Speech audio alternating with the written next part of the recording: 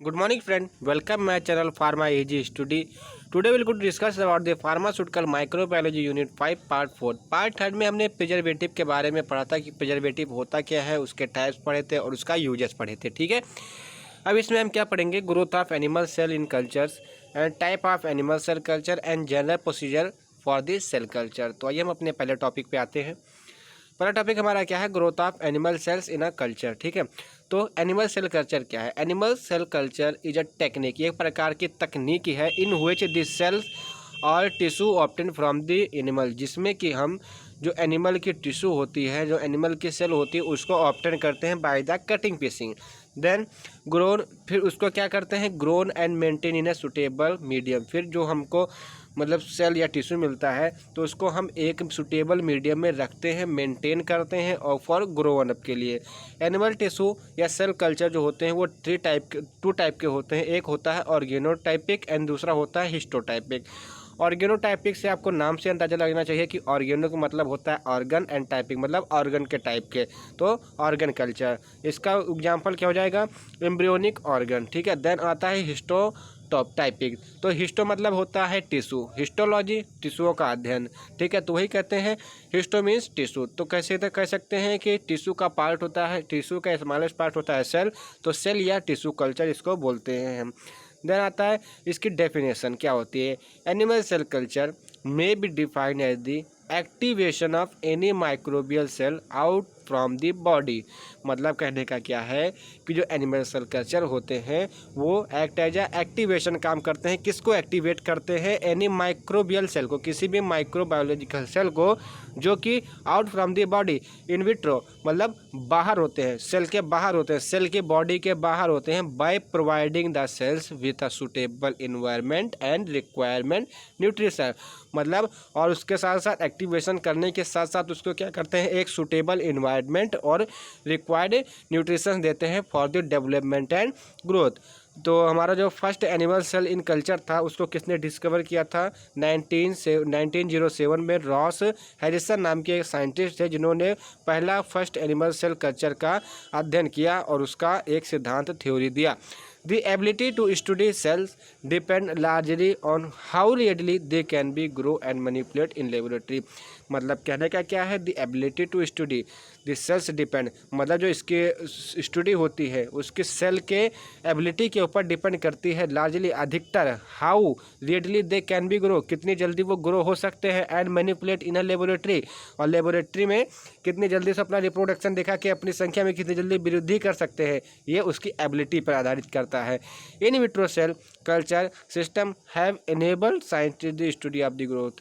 मतलब कहने का क्या है, जो in vitro cell culture type के हमारे होते हैं एनिमल सेल कल्चर, उसमें अभी भी कोई भी वैज्ञानिकों का सिद्धांत नहीं आया है, मतलब साइंटिस्ट थ्योरी कोई नहीं आई है अभी तक, उसको हमारे साइंटिस्ट डिस्कवर करने में अभी तक असमर्थ हैं। Then animal cell culture is helpful to the study of the new drug. मतलब जो एनिमल सेल कल्चर होता है वो किसी भी नए फार्मूलेशन ड्रग के स्टडी में आपको हेल्पफुल होता है। देन सेकंड हमारा क्या, टू इन्वेस्टिगेट कैंसीरियस सेल, मतलब कैंसीरियस सेल को इन्वेस्टिगेट करने के लिए, to study the interaction between disease causing agent and cell. ठीक है, अब यहाँ पे बात आती है what is disease causing agent, जैसे पैथोजेंस होते हैं। ठीक है, अगर आपके बॉडी में कोई पैथोजेंस चले गए, जैसे बैक्टीरिया है, माइकोबैक्टीरियम ट्यूबरक्लोसिस है जो आपको ट्यूमर कॉज करता है। ठीक है, तो अगर वो आपके बॉडी में चला गया, वो आपको डिजीज है, वो डिजीज कॉजिंग एजेंट है, तो आप उस बैक्टीरिया के सेल में और अपने खुद के बैक्टीरिया मतलब खुद के सेल में, मतलब एनिमल सेल में एंड बैक्टीरिया के सेल में आप डिफरेंस कैसे पता करेंगे, इसकी स्टडी में एनिमल सेल कल्चर की एक महत्वपूर्ण भूमिका निभाता है। देन आता है types of animal cell culture, मतलब एनिमल सेल कल्चर के टाइप कितने होते हैं। ठीक है, यहाँ पे हम मतलब क्या देखेंगे, वहाँ पे हमने मतलब ऑर्गन के हिसाब से, टिश्यू के हिसाब से देखा था, यहाँ पे हम नंबर के हिसाब से देखेंगे। तो based on the number of cell division it will be divided into two parts, first of all primary cell culture and second all cell line, जिसको हम बोलते हैं सेकेंडरी सेल कल्चर। तो जो हमारा प्राइमरी सेल कल्चर होता है वो हमारे दो टाइप के होते हैं, एक अधेरेंट सेल होता है, एक सस्पेंशन सेल होता है। अधेरेंट का मतलब समझ सकते हैं कि अब अधेर मतलब चिपके हुए होते हैं, और सस्पेंशन का मतलब होता है कुछ देर के लिए चिपक जाते हैं, फिर उसके बाद अपना सेडिमेंटेशन दिखा के वो अप डाउन होने लगते हैं, ऊपर लिक्विड हो जाता है, नीचे अपने आके बैठ जाते हैं।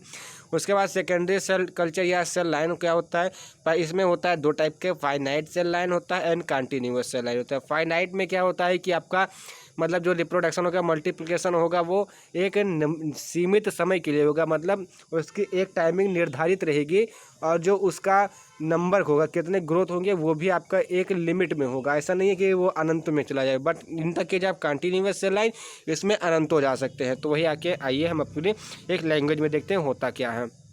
प्राइमरी सेल कल्चर क्या है, ये क्या कंटेन किया होता है, हेट्रोजेनियस सेल कंटेन किया होता है। सेल कल्चर ऑब्टेन फ्रॉम, मतलब जो सेल कल्चर ऑब्टेन करते हैं, कहाँ से ऑब्टेन करते हैं, होस्ट टिश्यू सेल। मतलब जैसे होस्ट किसको बोलते हैं, जैसे हम लोग हो गए कोई सब्जेक्ट, जैसे कर्ता जो होता है उसको बोलते हैं होस्ट टिश्यू सेल, ठीक है। मतलब होस्ट बोलते हैं सब्जेक्ट कर्ता को, और उसके टिश्यू को हम उसके निकाल देते हैं, टिश्यू या सेल को। Then this cell dissociated from the parental tissue, मतलब फिर उसको क्या करेंगे, पेरेंट्रल टिश्यू से डिसोसिएट मतलब अलग कर देंगे। Are grown on a suitable container, और उसको हम ग्रो करने के लिए, उसकी डेवलपमेंट करने के लिए एक सुटेबल कंटेनर में रख देंगे। एंड द कल्चर, और उसके कल्चर में रख देंगे। Thus obtain is called primary cell culture, जो कि हमारा जो कुछ भी हमको ऑब्टेन होता है उसको क्या कहते हैं, प्राइमरी सेल कल्चर। अब इसमें दो टाइप के होते हैं, अधेरेंट एंड सस्पेंशन। तो अधेरेंट का मतलब होता है चिपक जाना, तो वही क्या कहते हैं, these cell are propagated as a monolayer. मतलब इसमें प्रोपोगेटेड मतलब सम्मिलित होती है, या प्रोपागेशन होता है इसमें किसका होता है, मोनोलेयर का, मतलब इसमें केवल एक लेयर का प्रोपागेशन होता है। एंड आर अनचार्ज डिपेंडेंट, मतलब अनचार्ज का मतलब इसमें कोई चार्ज नहीं होता, जैसे पॉजिटिव नेगेटिव होता है, इसमें कोई चार्ज नहीं होता। डिपेंडेंट मतलब डिपेंड रखती है। They adhere to the culture vessel with the use of an extra cellular matrix. अब देखो यहाँ पे बात आई, दे अधेयर मतलब ये चिपके होते हैं, टू द कल्चर वेजल मतलब कल्चर वेजल के साथ, with the use of an extra cellular matrix मतलब एक एक्स्ट्रा सेल्यूलर मैट्रिक के साथ, मतलब उसका इस्तेमाल करके ये कल्चर वेजल पे आपके अधेयर मतलब चिपके हुए होते हैं। एग्जाम्पल के लिए fibroblast and epithelial cell. Then हमारा सेकेंड है suspension cell, do not attach with the surface of culture vessels. मतलब क्या है कि ये जो कल्चर वेजल्स होते हैं उसके सरफेस पे चिपके नहीं होते हैं या जुड़े नहीं होते हैं। Hence they also known as anchorage, independent और नॉन अधेरेंट। अब वहाँ पे डिपेंडेंट था, यहाँ पे इंडिपेंडेंट है, ठीक है। और नॉन अधेरेंट सेल मतलब जो चिपक ना सके ऐसे सेल है। Which grow in a liquid culture medium, जो कि हम एक लिक्विड कल्चर मीडियम में इसका ग्रोथ डेवलपमेंट करते हैं। उसके बाद आता है हमारा secondary cell structure cell line, ठीक है, या कल्चर, यहाँ से स्ट्रक्चर नहीं, यहाँ पे कल्चर होना चाहिए था, और cell line. Secondary culture is the culture when primary culture are sub culture. मतलब कहने का क्या मतलब है कि जो सेकेंडरी कल्चर होता है उसका यूज हम कब करते हैं, जब हमारा प्राइमरी कल्चर जो होता है उसको एज अ सब कल्चर यूज करने लगते हैं। It is the also known as cell line, मतलब इसको सेल लाइन भी बोलते हैं। The process involve in removing the growth media and dissociating the adhere cell by the enzymatic treatment. अब इसमें कैसी प्रोसेस होती है, मतलब रिमूव कर देते हैं ग्रोथ मीडिया को। मतलब इसमें क्या होता है कि जो ग्रोथ मीडिया होता है उसको रिमूव कर देते हैं, and dissociating the adherent cell, और जो अधेरेंट सेल मतलब चिपकी हुई सेल होती हैं उसको अलग कर देते हैं, मतलब डिसोसिएट कर देते हैं बाय एंजाइमेटिक ट्रीटमेंट, उसमें एंजाइम ऐड करके। देन इसमें हमारे भी दो टाइप के थे, एक फाइनाइट सेल लाइन था, दूसरा हमारा कंटिन्यूअस सेल लाइन था। तो फाइनाइट सेल में बताया था कि इसमें एक लिमिटेड होता है, मतलब cell line that undergoes limited number of cell division, मतलब इसमें जो सेल डिवीजन होता है वो लिमिटेड नंबर में होता है with a limited time span, मतलब एक निश्चित समय के लिए। और जो कंटिन्यूअस सेल लाइन होता है finite cell that undergoes transformation and acquires avoid to divide indefinitely. मतलब जो फाइनाइट सेल होते हैं वो क्या होते हैं कि आपके अपनी अनंतों बाद सेल डिवीजन करके अपने ग्रोथ, अपने मतलब समूह के जाति के लोगों को, जैसे बैक्टीरिया को काफ़ी आगे, मतलब काफ़ी उच्च नंबर तक, उच्च कोटि तक लेके जाते हैं। कोटि मतलब यहाँ पे नंबर। देन आता है हमारा एक फ्लो चार्ट की जो आइसोलेशन करते हैं सेल लाइन्स का, वो कैसे करते हैं। सबसे पहले आपने टिश्यू ऑफ इंटरेस्ट, मतलब किसी ऑर्गन का आपने एक टिश्यू ले लिया, देन उसको क्या कहेंगे, सेल और टिश्यू कल्चर इन विट्रो, ठीक है। इन विट्रो का मतलब होता है कि जो सेल होता है, सेल की बॉडी होती है उसके बाहर का इन्वायरमेंट, ठीक है। फिर उस पर आप क्या यूज करेंगे, प्राइमरी कल्चर। अगर आप प्राइमरी कल्चर यूज करें तो उसको सब स्टेट के रूप में यूज करेंगे। अगर सेकेंड आए और ठीक है, उसके बाद अगर प्राइमरी कल्चर यूज करने के बाद अगर आप सेकेंडरी कल्चर यूज करें तो उसको आप सब कल्चर के रूप में करें। अभी यहीं पर अगर सेकेंडरी कल्चर को आप सब स्टेट के रूप में प्रयोग करते तो आपका प्राइमरी जो कल्चर होता है वो सब कल्चर के रूप में यूज होता है, ठीक है, दोनों अपोजिट डायरेक्शन में। तो इसमें क्या होता है, एक सेल लाइन बन जाती है और सेल लाइन में आपके 3 पार्ट होते हैं। एक होता है सिंगल सेल आइसोलेशन, एंड एक होता है इमोर्टलाइजेशन, एंड एक होता है सक्सेसिव सब कल्चर। तो जो सिंगल सेल आइसोलेशन होता है उसमें क्या होता है, क्लोनल सेल लाइन हो जाती है। बट इमोर्टलाइजेशन में क्या होता है कि ये 2 पार्ट में, अगर इमोर्टलाइजेशन डायरेक्ट गया तो डायरेक्ट इमोर्टलाइजेशन सेल लाइन बनाएगा, ठीक है। बट अगर उसमें क्या होता है कि कंट्रोल अपना आपा खो बैठे, जैसे आप उसकी मतलब डिवीजन सेल डिवीजन को रोक कंट्रोल नहीं कर पाए, तो क्या होगा कि वो रैपिडली अपने आप खुद से इतने number of millions number of billions division करने लगेगा, उनकी संख्या बहुत ज़्यादा बढ़ती जाएगी। तो इसमें क्या होगा, ट्रांसपोर्ट सेल लाइन बनेगा जिसको कहते हैं कैंसीरियस सेल। जैसे किसी आदमी को कैंसर है तो चाहे जितनी उसको दवा खिलाइए, ठीक है, जो उसमें कैंसीरियस सेल आ गए तो उसका डेवलपमेंट ग्रोथ रैपिडली होता रहेगा। आप उसको चाहे जितनी दवा खिलाएं चाहे जो कर डालें, उसको कब आराम मिलेगा, जब उसकी डेथ हो जाएगी तब होगा। तो उसी को बोलते हैं मतलब ट्रांसफॉर्म सेल लाइन। एंड हमारा थर्ड था सक्सेसिव सब कल्चर, जिसमें हम कहते हैं कि सेंसियंस। देन आता है general procedure for the cell culture, मतलब इसके जनरल प्रोसीजर क्या क्या है। तो इसमें सबसे पहले रिक्वायरमेंट, इसकी रिक्वायरमेंट क्या क्या है, क्या क्या इसमें यूज होता है। Microscope, incubator, vertical laminar flow, refrigerator and tissue culture media का यूज होता है इसमें। और टेम्परेचर आपको कितने पे मेंटेन रखना है, अपना टेम्परेचर बॉडी का टेम्परेचर कितना होता है 37 डिग्री सेंटीग्रेड और 98.6 डिग्री फ़ारेनहाइट। तो उसी हिसाब से अपने बॉडी के टेम्परेचर के हिसाब से उसको टेम्परेचर पे रखते हैं, मतलब the temperature sets as the same as the body temperature of the host. Most animals cell required 360 to 370 degree centigrade, 37 degree centigrade. Then आता है सबस्ट्रेट, गुड कंपेटेबल सबस्ट्रेट, मतलब सबस्ट्रेट समझ रहे हैं कि आप कैसे, जैसे कहते हैं कि अदर मटेरियल के रूप में। Good compatible substrate is required for the attachment and optimum growth, मतलब जो इसके लिए nutrition medium such as amino acid हो जाएगा, विटामिन्स हो जाएगा, ये सबस्ट्रेट के रूप में यहाँ पे लिया जाएगा, उसकी ग्रोथ के लिए ऑप्टिमम होते हैं, ठीक है। Glass and specially treat fibre are commonly used, मतलब जो होता है इसमें क्या होता है कि ग्लास के जो इक्विपमेंट होते हैं या जिसमें हम इसको उड़ेलते हैं, पलटते हैं, उलटते हैं, वो किसका होना चाहिए, ग्लास का होना चाहिए, स्पेशली ट्रीट फाइबर होना चाहिए, are commonly use, which are made up of collagen, gelatin and laminin. Then culture media, इसमें कौन कौन सा यूज करेंगे। वैसे कल्चर मीडिया क्या होता है, न्यूट्रिशन हाउस ऑफ बैक्टीरिया होता है। इसको एक और complex factor for this cell growth, मतलब क्या होता है कि एक प्रकार का कॉम्प्लेक्स फैक्टर होता है किसी भी सेल की ग्रोथ के लिए, ठीक है। Choice of media is use based on the cell beings required, मतलब जो सेल आप मतलब लेंगे, जो सेल आप लेंगे उसके रिक्वायरमेंट के ऊपर, मतलब उसके रिक्वायर के ऊपर, मतलब वो क्या चाहता है उसके ऊपर आप मीडिया का सिलेक्शन करेंगे। जैसे डलबेको मॉडिफाइड ईगल्स मीडियम, ग्लास मतलब ग्लास कॉ मिनिमम एसेंशियल मीडियम, ठीक है, ये 2 प्रकार के मीडियम है। देन आता है हमारा मीडिया कहने का मतलब होता है एक माध्यम। एंड ग्रोथ रिक्वायरमेंट, और उसकी जो ग्रोथ होती है उसके लिए क्या क्या रिक्वायरमेंट है।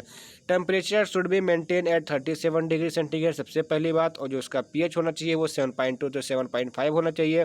द ह्यूमिडिटी मतलब आर्द्रता is required to maintain properly into the media. Then for growth of cell light intensive play as important role, मतलब जो सूर्य का प्रकाश होता है वो किसी भी सेल के ग्रोथ के लिए एक इम्पॉर्टेंस रोल निभाता है। कॉमनली यूज एंटीबायोटिक, अब यहाँ पे हम एंटीबायोटिक का यूज क्यों करें, जैसे आपने कोई सेल का टुकड़ा लिया, उसको तैयार किया, प्रिपेयर किया, ठीक है, तो अगर ऐसा हो कि अगर फॉरेन बैक्टीरिया उस पर आकर जो है, मतलब जो इसके लिए एसेंशियल ना हो, मतलब उसको एक खराब करने के लिए काम कर दे वो, ठीक है, ऐसे इसको बोलते हैं फॉरेन मटेरियल या फॉरेन माइक्रो ऑर्गेनिज्म, तो उसको मतलब मारने के लिए हम एंटीबायोटिक का यूज करेंगे। फॉरेन बैक्टीरिया है तो उसके लिए हम एंटीबायोटिक का यूज करेंगे, अगर फंजाई है तो फंजाइसाइड्स का यूज करेंगे, ठीक है। तो यहाँ पर लिखा हुआ commonly use fungicide such as nystatin and amphotericin, और एंटीबायोटिक के रूप में आप पेंसिलिन, स्ट्रेप्टोमाइसिन एंड कैनामाइसिन का यूज करेंगे। देन आता है सिलेक्शन ऑफ ऑर्गन, उसके बाद आप एक पर्टिकुलर ऑर्गन का सिलेक्शन कर लेंगे। Different type of cell are grown in cultures, ठीक है, including connective tissue element such as fibroblast, skeletal tissue and cardiac tissue. देखो ये हमारे क्या होते हैं, कनेक्टिव टिश्यू के पार्ट ही होते हैं। और अनदर के तौर पे epithelial tissue and many different type of cell, ठीक है, और कई प्रकार के ऐसे सेल होते हैं। दे आर 3 इन टाइप्स, मतलब ये दो होते हैं, 3 टाइप के होते हैं। पहला होता है एपिथेलियल लाइक, मतलब जो एपिथेलियल के लाइक के होते हैं, अटैच टू द सबस्ट्रेट, मतलब सबस्ट्रेट से अटैच हो जाते हैं। एंड अपीयर फ्लैटेड, और जो इसका देखने पे आपको कैसा लगेगा, फ्लैटेड दिखेगा एंड पॉलीगोनल दिखेगा। और सेकंड हमारा आता है लिम्फोब्लास्ट लाइक, मतलब लिम्फोब्लास्ट की तरह से, do not attach and remain in the suspension with spherical shape, मतलब ये अटैच नहीं होता है और ये क्या होता है, सस्पेंशन में स्पेरिकल शेप, मतलब गोले टाइप का रहता है। दे रहता है आपका fibroblast like, attach to the substrate appear elongated and bipolar, मतलब ये सबस्ट्रेट पे अटैक करेगा और उसको इलोजिनेटेड कर देगा। और बाइपोलर का, बाई का मतलब दो, पोलर का मतलब उसके दो पोलर होते हैं, मतलब दो पोलर का बना देगा। देन कल्चरिंग ऑफ सेल, मतलब सेल की कल्चरिंग किस तरह से करेंगे। Cells are cultured and anchorage dependent और इंडिपेंडेंट, ठीक है। देन स्टेप इसमें कौन कौन से आते हैं। सबसे पहला स्टेप होगा यूज स्टेराइल टेक्निक, मतलब आप कोई भी इक्विपमेंट यूज करेंगे तो कोई भी रिएजेंट यूज करेंगे, ठीक है, तो उसको आपको स्टेराइल करना होगा, ठीक है। कोई भी अगर लेबोरेटरी को यूज कर रहे हैं तो उसको एसेप्टिक एरिया बनाना पड़ेगा। तो वही बोल रहा है दी टिश्यू पार्ट इज हार्वेस्टेड, मतलब पहले टिश्यू पार्ट को हार्वेस्ट मतलब काट लेंगे, उसको ऑब्टेन कर लेंगे। And proceed using sterile equipment reagent and technique. देन क्या करेंगे आप, माइस या कट दी टिश्यू, मतलब आप उस ऑर्गन के एक पार्टिकुलर टिश्यू को कट कर लेंगे। Cut the tissue into the small pieces about 2 × 4 mm, मतलब 2 mm उसकी लेंथ और 4 mm उसकी विड्थ हो, विथ स्टेराइल स्केपल्स, मतलब इसके पास मतलब आप ब्लेड यहाँ पे समझ सकते हैं। Then wash and add enzyme, अब उसमें वाश करेंगे और एंजाइम को ऐड कर देंगे। एंजाइम क्यों ऐड करेंगे कि अगर उसमें अधेयर है या चिपका हुआ है या वहाँ से हट नहीं रहा तो वहाँ पे आप एंजाइम का यूज करेंगे।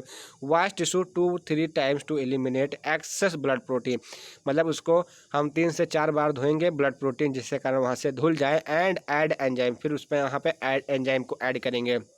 देन उसका इंक्यूबेशन करेंगे at 37 degree centigrade for 30 to 90 minute के लिए, 30 से 90 मिनट के लिए 37 डिग्री सेंटीग्रेड पे उसको इंक्यूबेट करेंगे। Then disperse and wash cell, उसके बाद हम क्या करेंगे, cell are dispersed by generally pipetted them, मतलब पिपेट का यूज करके आप उसको डिस्पर्स कर देंगे। And then cell suspension is filter using a fine mesh, उसके बाद जो हमारा सस्पेंशन होगा, सेल सस्पेंशन होगा, उसको हम फाइन मास से आप फिल्टर कर लेंगे। This cell are washed with fetal bovine serum, मतलब जो सेल होगा उसको हम वॉश कर लेंगे, किससे, फेटल बोविन सीरम से या बोविन सीरम एल्बुमिन से।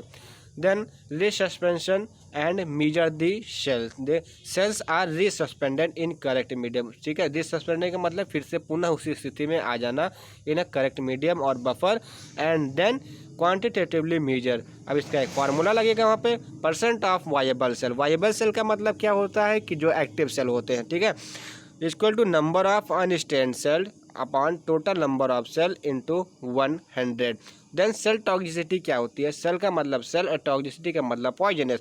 Cell toxicity cause inhibition of growth which object effect in the morphological alteration in the cell layer. अब यहाँ पर एक जनरल टाइप का प्रोसीजर है, ठीक है। एक आपने ऑर्गन लिया, जैसे ब्रेन का ऑर्गन लिया, उसका आपने एक टिश्यू निकाला, फिर उसको आपने कल्चर्ड किया with the help of primary cell culture, फिर आपने सेकेंडरी सेल कल्चर का यूज किया एज ए सब कल्चर्ड के रूप में। देन आप क्या करेंगे, उसको सेकेंडरी लाइन बनाएंगे। देन आपको जब प्रोसीजर आप फॉलो करेंगे और आपका एक टाइम ऐसा आएगा कि सेल डिवीजन स्टार्ट हो जाएगा continuously up to finite division, मतलब लाखों करोड़ में वो अनंतों बार डिवीजन करने लगेगा। देन ऑर्गन अगर ट्यूमर सेल है, ठीक है, तो उसमें क्या करेंगे, आइसोलेट करेंगे सबसे पहले, और किसी ट्यूमर सेल से उसके सेल को आइसोलेट करेंगे। फिर ट्रांसफॉर्म सेल, मतलब जो ट्रांसफॉर्म सेल होते हैं, मतलब वो कंटिन्यूसली अनंतों बार अपना मतलब रेप्लिकेशन या प्रोडक्शन करके अपने आप को सेल डिवीजन करके अनंतों बार, अनंतों की संख्या में हो जाएंगे, जैसे कैंसर के सेल में होता है, ठीक है। हाँ, कैसे कैसे होता है। फिर सब कल्चर करेंगे, सब कल्चर का यूज करेंगे, एटलीस्ट क्या होगा, सेल डिवीजन कंटिन्यूस के बाद वहाँ पे क्या होगा कि जो सेल डिवीजन की प्रोसेस होगी वो कंटिन्यूसली चलती रहेगी। यहाँ पे आपके 5 यूनिट माइक्रोबायोलॉजी की खत्म होती है। सॉरी, यहाँ पे एक टॉपिक बचा हुआ है हमारा एप्लीकेशन के बारे में, वो वीडियो आपको कल मिल जाएगी। Thank you for watching the video. अगर वीडियो आपको अच्छा लगा हो तो लाइक कीजिए, सब्सक्राइब कीजिए चैनल को एंड शेयर कीजिए अपने फ्रेंड्स के साथ। और नोट्स हम टेलीग्राम पर अपलोड कर देंगे, वहाँ पे जाकर आप डाउनलोड कर लीजिएगा। Thank you for watching the video. अगर कोई आपको इसमें दिक्कत आती है तो डायरेक्ट आप हमारे व्हाट्सअप नंबर पे या व्हाट्सअप ग्रुप पे मैसेज करके आप हमसे मदद मांग सकते हैं या कोई भी डाउट हो उसको क्लियर कर सकते हैं। Thank you for watching the video again.